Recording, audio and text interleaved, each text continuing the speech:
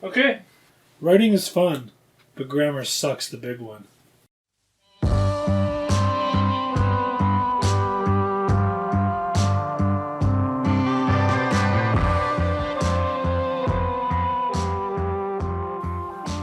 Inspiring words.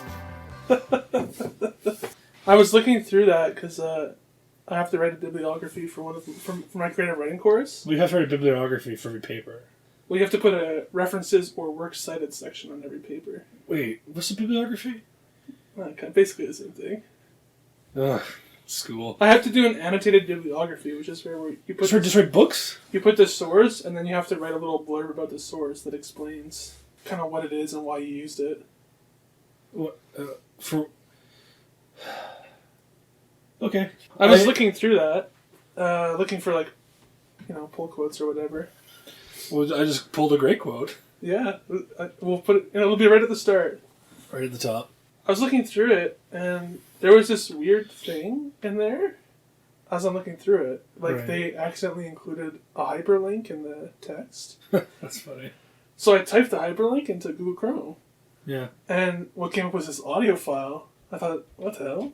Is this a podcast? Oh my god. That wasn't good. That was good. Was that a real story or no? It was all made up. It was all made up for the bit. Because I thought there was going to be like a horror movie subplot to this pod. That's a good horror movie, I think. Because you can't really do the VHS horror movies anymore because no one has VHSs. So all those demons are out. Yeah. If you got a cell phone one, you just turn off your phone. Yeah. That's out. No one has a landline. But everyone's got books. Ethan and I wrote a short horror screenplay about an author who's writing a horror book. Right. And his own monster comes out of the book and starts attacking his... Does it come physically out of the book or does it appear? Well, it appears. Okay. So. Okay. Because if it's coming out of the book, you just close it up. No. It's not just gone. It's more spiritual than that. What if you... So, in the end, does he just light the notes on fire? Monster dies? No, he lets it kill his wife. Lets it or watches it? Well, 6 of 1. Because in the screenplay, the monster represents his ambition to be a successful author. And his wife is holding him back from that. Well, he sacrifices his wife for his ambition. Because he wants a dope story. Yeah, he wants to be rich. Yeah. I spent the weekend and the week and... Wait, should we say our names or? Oh, right. My name's Adam. I'm also Adam. Yeah, it's me talking to myself. It's pretty fun. We have a really good topic today. Yeah, we're going to get to it in a minute, but let's get back to this. Adam's watching too many depressing movies. Okay. I've watched a lot of depressing movies in the last little while. I watched The World According to Garp. Mm-hmm. I did not know anything about that movie before I watched it. Ooh. Pretty sad. Sad. A lot of people get shot. That's Garp for you. And one person's character name is Poop. Classic. Poop. Anyway. And it's not used for comedy once. The first time they said it, Dana's like, is that person's name Poop? I'm like, no way. And it says it again. I'm like, yeah. Then I watched this movie with Joaquin Phoenix called You Were Never Really Here. Okay, is that a recent one? Recent, past 5 years. He plays, it's like a taxi driver thing. Oh, it's not the one where he's in a wheelchair. No, that's He Won't Get Far on Foot. So that one was super, I watched just a lineup of depressing movies all in a row. So this quarantine's going really well. Yeah, and I got the half layoff. The half layoff. The half layoff, where they pay me to not work.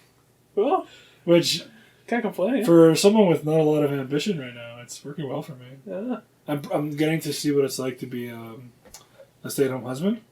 How's that? That's awesome. Do you think that before we get to our topic? Yeah. Do you think that if you and Dana ever have kids, that you'll be the stay-at-home? Probably, I would like to be, but we'll probably have to split it for a while. Why is that? Because it's expensive and we need income. But if she, works a little harder. If she just pulls herself up by her bootstraps. She's just doing full-time work, school, regular other commitments. Just add a couple more things on. You're sitting at home watching depressing movies. Yeah. But she has higher earning potential than I do, given her chosen field. So if she earns enough, we'll probably just transition to me. I think you could be a good house husband. Oh, I'm already so good at it. Yeah? Yeah, I already do all the cooking. And you do the laundry. I do the... Yeah, that's happening right now. But the back of the laundry, the one that makes them dryer, it isn't connected to the hose, Okay. so it just heats up the whole basement. That seems bad. Yeah, it's really unsafe. It's been like that for like 6 months, though. Seems like a hazard. It's a fire hazard. Yeah. But I clean up the lint. That's good. Yeah. Should we get to our topic? Well, I have another thing to say. Okay, we'll get to it in a minute. We'll get to it in a minute, yeah. I watched, speaking of movies, I watched Braveheart recently. That's on my list on Netflix. That movie is longer than it has any right to be. Every movie over 2.5 hours is full of itself. You cut out all the stuff. Have you seen it before? No. You've never seen Braveheart? Should I watch it tonight when I get home? I fight, and you may die. Run, and you'll live. For a while. Would you fight? But when you're dying in your bed years from now, would you trade those days for one chance? I would trade it Just one chance! Yeah. To tell those Englishmen that they can take our lands, but they can never take our freedom! Yeah, I would trade it right away. I'd be... Oh, there's an option, I can go home? I'd go home. You wouldn't fight? I don't care about my freedom. Not even if a 7-foot-tall, fire-breathing William Wallace was giving you a patriotic speech? That was Mel Gibson. Well, he's playing William Wallace. Is he 7 feet tall? Aye. Mel Gibson? And I've also heard he breathes fire and shoots lightning bolts from his arse. Is this the epilogue? No, those lines occur before the speech I just quoted. Yeah, I would go home. Well, that's not very patriotic of you. And you may live. Yeah. I'm like, oh shit, I'll live? Well, yeah, I'm out of here. Didn't they all get slaughtered? Well, they win the battle. Doesn't he yell freedom and then get chopped in half? That's the end of the movie. Okay. But the battle that speech is from, they win. I haven't seen it. And he also only loses the second battle because all of his, companions abandon him and betray him. So they went home and lived? Yeah, and caused him to die. They would have probably won if they didn't. According to the movie. I don't know how historically accurate it really is. I'm gonna guess it's not. But you can cut out all the stuff at the start. There's this stuff at the start where, he's a kid and his dad dies. And Was he Maximum Radius' son? So, and then he has an uncle named Argyle, which seems kind of racist a little bit. What's Argyle racist? Wasn't that a song? Well, because they're Scottish and his uncle's name is Argyle. I don't know what Argyle means. It's like a pattern. So why is it racist? Because it's from Scotland. It's like if there's a movie that took place in Ireland and there was an uncle character whose name was Guinness. You think that's racist? What if an Irish guy made it and he's oh, I love Guinness beer, I'm gonna call this guy Guinness. It's like if you were watching the first Harry Potter and Harry Potter was like, oh, this is my uncle. And they were like, oh, what's your uncle's name, Harry? Union Jack?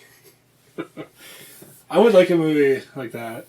It's not racist, I guess. I don't know if Scottish... I thought Argyle was just a pattern. Yeah, but it's from Scotland. So? No, we'll dig into this on the racist podcast. This is my Chinese friend. His name's Gunpowder. That's not funny? I don't know. So it's too long? What's too long? Braveheart. Oh, That's where we started. Yeah. It's about as long as this introduction. Yeah, well, we're going to get to it in just a minute. Great topic, that is. Before we do, how was your Easter? Good Easter? Well, it was not very typical. But there was... I thought it was a good Easter. We had a delicious meal. Yeah, we had a small Easter dinner. I forget if it was a goat or a lamb. I think it was a lamb. I think it was lamb. And it was gigantic. And I cooked it for 6 hours, and then we ate it, and it was the best lamb I've ever eaten. We had ham. I made a ham also the day before, and I ate the whole thing. I ate an entire ham. Impressive. On my own. Quite impressive. I haven't gone to the bathroom since. Yeah. I'm gonna die. It's troubling. Yeah. Here comes trouble. We just had the typical... We didn't have pierogies or cabbage rolls, because that would have been too much. You can freeze pierogies. 2 of us to eat. I haven't had pierogies in a long, long time. I should make some. Oh, I made pierogies this week. Do you have any left? No, they're all done. I ate the last one yesterday. I made them Bethany style. What does that mean? Well, my mom makes pierogies in this way. I've never seen anybody else make them that way before. Where you, barely boil them. Kind of like you're making roast potatoes. Okay. And then you fry them after that. That's how I make pierogies every time. But while you're doing that, you cut up some Italian sausage, slice it up into rounds, and you fry that up, and then you add the pierogies to that. Well, I usually do that with bacon and onion. So it's instead of bacon and onion, it's the Or if you say you're having pierogies and sausage, right? You might have kubasa or whatever. You slice it up first and fry it up. Do you call it kubasa or kielbasa? Kubasa. Why do people call it kielbasa? Because that's how phonetically it's spelled. So why do people call it kubasa? It's like if I said Bologna. How is that pronounced baloney? I don't know. So I think we'll get to the subject. Oh, before we do, I don't know. Is this intro too long? Or should we... well, we can get. We'll just do a couple. We'll cut stuff out. Yeah, we'll cut around this. Yeah. The nice thing about pets, in my opinion, is their needs are so simple and few that as long as you meet those, they just love you no matter what. Yeah, it's like my need. I'm like a cat, really. Yeah, I've often compared you to our damaged cat.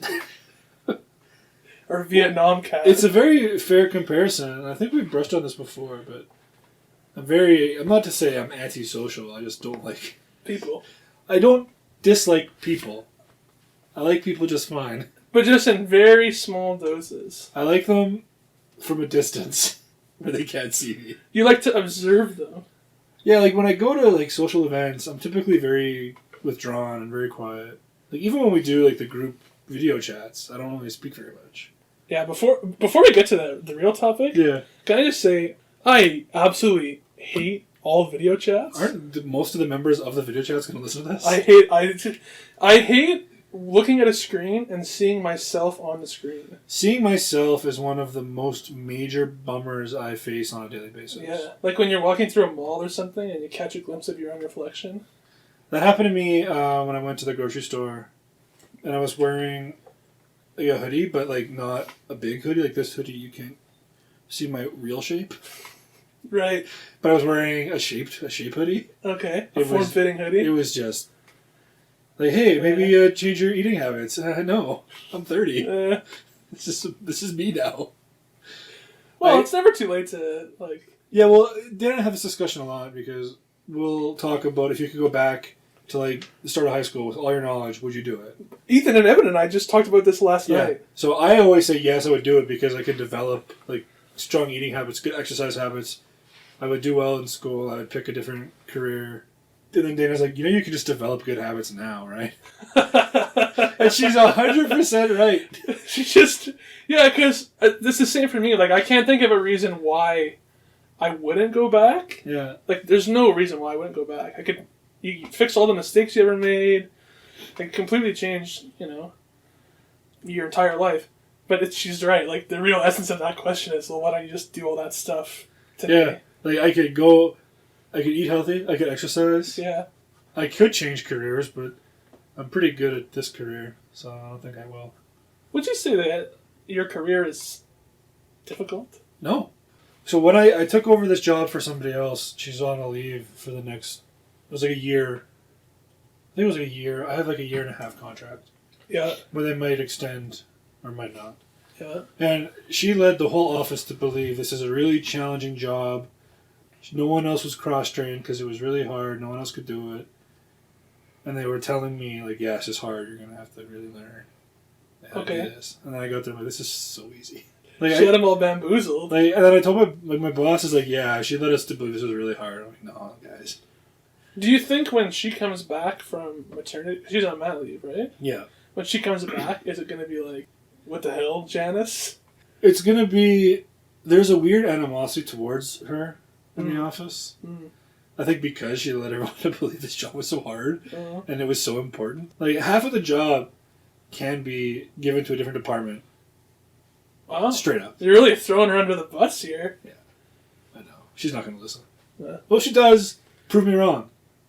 Because I believe half this job could be given to a different department of the company because they're already hiring more staff, which is the other half that this job needs to do. It's like the loser's speech from The Office when the Lizard King makes like a list of winners and losers. Yes. And then he says, if you're on the losers list, prove me wrong.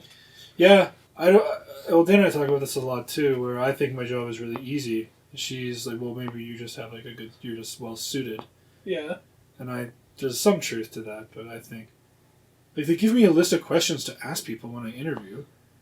So you don't even have to come up with. Like, of course, I do ask different questions because I've been doing it for a while now, so I know how to like ask appropriate questions and follow up with the proper next question. Yeah. It's because when I interview for other jobs, like when I'm looking for jobs, I always want to tell the people, like, you're really bad at interviewing. Because some of them will go like one question after another, even though my answer leads to another appropriate question. They don't do that. So one time when someone said, "Do you have any questions for me?" at the end, I want to ask them, like, "Why did you interview me? Like, you saw the job, you saw my resume. I'm not suited for this job. Why did you call me and waste your time? Why are you the way that you are?" Well, it's interesting you say that, because when I was looking for a job a while ago, some guy randomly called me out of the blue from like a recruiting agency to do like an interview so that he could like have me as one of his people, right? Oh yeah, I know that. So then I was talking to Dana about it, and I guess she used to work for like a similar... That was her job before she took the job. And she said, like, well, sometimes they just like look through if you have like resumes on Indeed or whatever, and they have to like call a certain number of people every week. Yeah. So you're just a quota. You're just like a quota number, right? Yeah. So in that situation, we're like, why did you interview me? Like maybe they had to interview a certain number of people. Yeah, I don't like that either. I'm going through that right now, where we have a person we want to hire. Yeah. Everyone liked this person, interviewed well. So I said, like, well, let's get moving. Let's hire them. Like, we want to see some more people. Yeah. Like, you saw like 15 people. You interviewed 3. You found a good one. Like, well, we want to see more good ones. Like, that's what we did the whole thing for. Yeah. And I said, fine, well, I'll go look for more, and this guy will take our job, and we won't get him. And what'd they say? I said, okay. Wow. I think that kind of goes well with our topic, and we'll get to that in a minute. Yeah, that'll lead really well into what we're going to It'll go well, but before we do, we were talking about The Hobbit earlier. Yeah. That book's boring. I think when it came out, it was so refreshing. Well, it came out in, the 30s, I think? I mean, there's a copy right there if you want to look up the date. Well, because Tolkien was in the Big War. He was in the Great War. No, first one. Yeah. And then he didn't put out The Lord of the Rings till like the 60s, I thought. 50s. Yeah, I'm not sure when... But 37. There you go, 19. I was right. Yeah. So it's one of the very first fantasy books to be published. Yeah. And I think it was so original at the time, but we're so used to the things that are in that book now that it's not as, like, mind-blowing. I didn't realize, like, all the animals could just talk normally. Yeah, pretty much. That threw me off so hard. But the thing about The Hobbit is, and like, Tolkien in general, is, like, all these conventions of fantasy that we've come to, like, accept, like, he created them. Orcs didn't exist. Well, you got C.S. Lewis here. When did this one come out? This is really short, this Lion Wardrobe book. Yeah. This says 1898. That seems wrong. I mean, like, some of the conventions out there, like, they go back to folktales, stuff like talking animals and fairies and stuff like that. But they don't have, like, the vocal cords. Like, you know, a lot of things, like, I don't know, I'm rambling. Well, I think of it all in terms of how good the movies were, and the Hobbit movies were really shitty. Yeah, they're not that... So it transfers to my dislike of the book, but the Hobbit, the Lord of the Rings movies were so good. In general, I feel like I was telling you earlier, the middle section of The Hobbit really drags. Yeah, like, I don't care about these spiders and these elves turning their lights on and off again. Yeah, everything from, like, the time that they... from when the Eagles rescue them, when they're being, like, when they're in the... Fire zone? Yeah, to when they get to the mountain, like, that's all... kind of boring. Yeah, one book I'm really enjoying reading, it's a reread, is The Hitchhiker's Guide to the Galaxy. Oh yeah, that's a classic. That's a endlessly humorous book. I think it's so rereadable because it's funny. Yeah, there's not a lot of, like, good narratives with a lot of comedy. Except for The Road. Yeah. What a laugh riot. That is gotta be the funniest book I've ever You think a lot of people are reading that right now just to, like, prepare? Like, this is what it's going to be like? The Road? Yeah. Oh, I doubt it. Well, apparently Contagion, the movie, people are watching like crazy. Yeah. Like, the actors on Contagion are doing interviews as if they're experts on infectious disease and pandemics. Which is dumb. Yeah. Like, the first assistant director's like, oh yeah, I was getting copy from Matt Damon one time. And he's like, well, this would be crazy if this happened. I don't know if that was the thing that happened, but... The movie was pretty accurate to what's going on, though. Yeah, that's true. Like, there's mass graves going on. It even on. started in China. Well, and it was a bat. Yeah. Which really ruins my recipe for this evening. Like, oh, you're going to make bat? Well, like, not like fresh bat, but, you know. You'll have to transition to eating less exotic meats, I guess. Well, I got a lot of goat. It all tastes like chicken anyway. Where did No, it doesn't. Chicken, I don't like chicken very much. Oh, really? I remember when I was younger, when I lived in Victorville, Yeah. whenever Dad would make chicken, or whoever made the chicken, it probably wasn't Dad. But What do you mean? I don't think Dad cooked ever. When you were in Victorville? Well, Yeah. it's probably my mom. Yeah. But I remember, like, it was similar to how, like, my parents cooked chicken, and, like, Dana's parents of, like, that generation, they cooked it because they were told, like, if you undercook it even a little bit, you're going to die. Yeah, it gets really dry. So they overcooked it till it, like, reanimated and then killed it again. And my biggest complaint was I can't chew it. I just remember hysterically crying that I couldn't chew this chicken. Well, I would say that's maybe about, like, 25% the chicken's fault. Yeah, I guess my time there wasn't the best. The way that people cook, I would say from, like, the 70s to the 90s is Yeah. astounding, what people ate. Well, they use the science oven for most things. Well, yeah. Microwave is not a cooking device. Microwave is for reheating Yeah. at, like, end of Yeah. its usefulness. And, But you can cook meals in it, apparently. well, even, I was watching an episode of Seinfeld recently. Oh, yeah? And let's see if you can guess what it is. Is it the muffin one? The one where she overcooks the muffin in the No. microwave? Jerry and Elaine are at, like, a roadside truck stop. Oh, and she gets the broiled chicken. Broiled chicken. Yeah. Like, it comes to the table and it looks horrible. Well, I don't know how you can broil a whole chicken. Well, It would burn the top. first off, I think it must be boiled chicken. Apparently boiled chicken's a thing. Like, it's good. It can't be good. A lot of things don't look good, Yeah. but are. Like, cabbage rolls seem kind of weird. I'm like, is that going to be good? Then you But get them and they're boiled real. chicken? Well, I think boiled chicken we don't think would be good because we grew up in the time where the people making the chicken would boil it to, like, it became the liquid.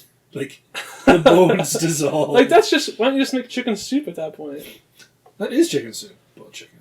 But you don't, like, You keep the liquid and you... maybe it's like steamed chicken? Like steamed hams? I don't know. Broil? In this part of the world? Located entirely in your kitchen? Well, Okay, well, we'll get to the we should get to our topic. We'll get to our topic. I mean, we've been going for a while. We should get to our topic soon, but... Yeah. How many minutes are we going to? we're at about 25 right Okay, now. we'll get to... Okay, just one more quick thing before Alright. we get to it. Okay. So I was on the internets, and it was showing like the actual seasons we're going through. Like, you know, it's got like winter, Yeah, and then first thaw, Yeah, and then like trick spring, yeah. and then there was one Fools. I like. It's called Fool Spring. full spring, and now we're in the one called mud. And I went for a long walk today to like ease off my eating from last night, Okay. and there was mud everywhere.